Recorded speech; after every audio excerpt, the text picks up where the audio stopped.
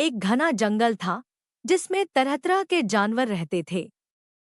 उसी जंगल में एक विशालकाय हाथी रहता था। हाथी का शरीर बहुत बड़ा था और उसकी ताकत भी अद्भुत थी।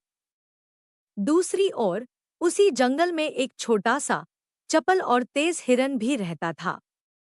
हाथी और हिरन का स्वभाव अलग अलग था, पर दिल से दोनों बहुत दयालु थे। धीरे धीरे वे दोनों अच्छे दोस्त बन गए। हाथी की चाल धीमी थी, पर वह समझदार और धैर्यवान था। वहीं हिरन तेजतर्रार था, उसकी आंखों में हमेशा उत्साह चमकता रहता। अक्सर दोनों मिलकर जंगल की सैर करते, नदी के किनारे खेलते और मीठे फल खाते।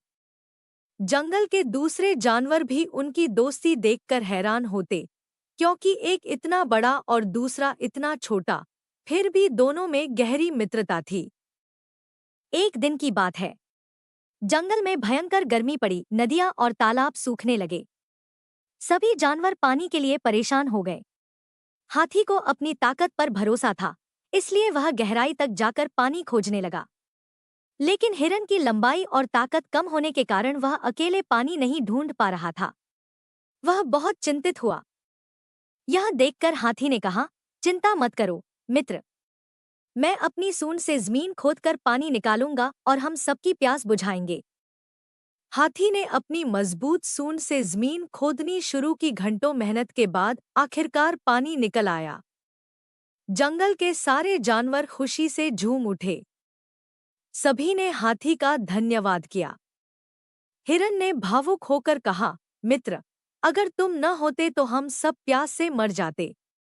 हाथी मुस्कुराकर बोला, दोस्ती का मतलब ही है मुसीबत में साथ देना। लेकिन कहानी यहीं खत्म नहीं होती। कुछ दिनों बाद हिरन की तेज चाल से ही हाथी की जान बची। हुआ यूं कि जंगल में कुछ शिकारी आए। उन्होंने जाल बिछाया और हाथी को फंसाने की कोशिश की। हाथी उस जाल में उलझ गया और जोर जोर से चिंघाड़ने लगा। उसकी आवाज सुनकर हिरन दौड़ा आया। उसने दूर से ही देखा कि शिकारी की पास बुद्धि आ रहे। काम आई। उसने झाड़ियों में घुसकर आवाजें की और इधर-उधर छलांग लगाई।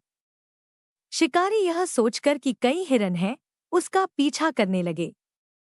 इसी बीच हिरन ने हाथी के जाल के पास आकर अपनी नुकीली सींगों और दांतों से रस्सियां काटनी शुरू की।